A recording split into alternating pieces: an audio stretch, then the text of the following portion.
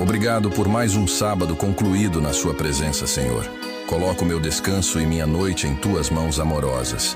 Obrigado por me proteger e livrar os meus familiares e amigos de tudo que é maligno. Que esse final de dia seja repleto da sua graça e que bênçãos caiam sobre mim. Que eu possa descansar e sonhar com os anjos, me guardando para um novo amanhecer. Gratidão por cuidar de mim e por estar ao meu lado em cada momento que mais precisei do Senhor. Me ilumine com esperança e com seu amor.